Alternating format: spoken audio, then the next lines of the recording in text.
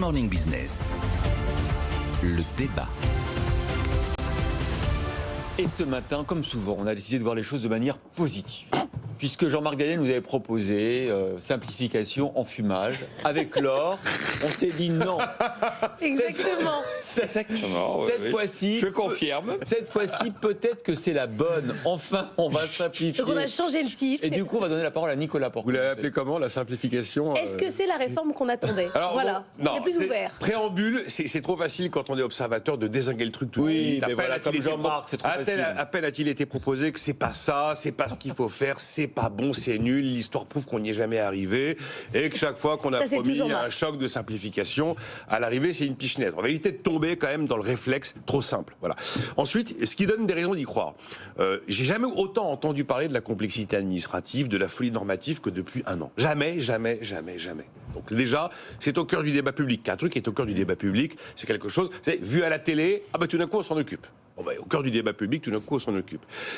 Deuxième élément qui donne des raisons d'y croire, jamais on avait engagé un mouvement, quelque chose, les 50 mesures, ça reste 50 mesures, en ayant au préalable consulté les chefs d'entreprise sur qu'est-ce qu'ils vous font en priorité. Oui, c'est vrai. Et ça, c'est pas mal quand même. Ils l'ont dit, le CERFA, voilà. la fiche de paie. Alors, évidemment, c'est une liste à la Prévert.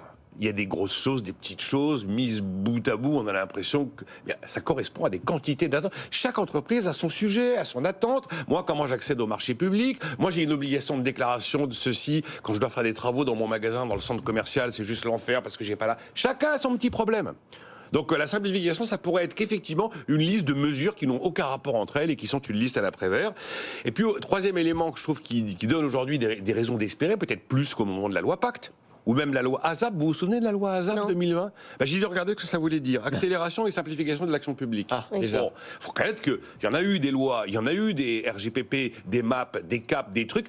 Et la folie normative et la folie législative n'a jamais baissé. Ça, c'est dans les raisons de ne pas y croire. Non, là, ce qui est vraiment nouveau, c'est qu'on a des vrais outils technologiques. L'innovation, elle est là. Vous avez vu l'histoire d'Albert, l'IA de l'État, l'IA du gouvernement. C'est tout neuf, ça date de juillet 2023, c'est expérimenté dans 26 agences locales depuis octobre, les résultats sont très probants. Ouais. C'est là. En 2022, c'était pas là. Ça n'existait pas. Et donc, c'est pareil, le prélèvement à la source, s'il n'y avait pas la tech derrière pour le rendre possible, ça a été une vraie simplification. C'est là, c'est opérationnel. Donc la tech rend opérationnel des choses qui ne l'étaient pas. Parce que c'est vrai que depuis Pompidou, les incantations sur la simplification existent. Après, ce qui donne effectivement des raisons de douter, c'est que malheureusement, pour l'instant, il n'y a rien sur les normes. Et ça, c'est un vrai sujet. Ouais. Et là, Bruno Le Maire nous dit, on va faire une revue des normes. Alors, revue des normes comme les revues de dépenses. Et puis, il y aura, paraît-il, une loi de simplification normative annuelle. Bon, ce qui donne des raisons de douter, c'est qu'effectivement, la litanie des lois de simplification, des tentatives de réforme de l'État n'ont jamais rien freiné. La CPME dit, regardez, en 10 ans, 567 lois, 665 ordonnances, 7451 décrets. Donc là, les bras nous en tombent un peu. Et puis, ne pas confondre ce qu'a annoncé Bruno Le Maire avec une réforme de l'État. Ça n'a absolument rien à voir. Enfin, les réactions, en tout cas, des principaux syndicats de patrons sont positives. Voilà, on a été entendu, dit le MEDEF, sur des points très précis. Et la CPME dit que c'est un acte fondateur. Ils ont beaucoup apprécié l'histoire du test PME. Ouais. On teste auprès des PME une mesure qui les concerne avant de la voter. Ouais. Bon. On regarde l'impact. Donc, Jean-Marc, comme toujours, on va laisser sa chance au produit. C'est pas forcément simplification. Du CERFA, dites-le nous qu'une fois. Tout ça, c'est des bonnes choses. Oui, enfin, il va disparaître. J'attends le moment où il va renaître. Parce que quand vous regardez tous ces organismes, ils finissent par renaître de leur cendre. Il faut bien que ça se réincarne souvent. Oui, ça se réincarne souvent. Ça change de nom. Ça, encore une fois, les grands maîtres de tout ça, c'est Hippolyte, Gustave, Théodule. C'est les trois mots par lesquels le général de Gaulle qualifiait tous ces comités qui existent. Je me disais, c'est un auteur du XVIIIe siècle, mais non, c'est le nom des comités. Le comité Théodule. Mais comme dit Jean-Marc, depuis De Gaulle, on qualifie ça. Donc c'est Hippolyte, Gustave, Théodule. On a retenu que Théodule, mais dans le texte, il y avait les deux autres prénoms.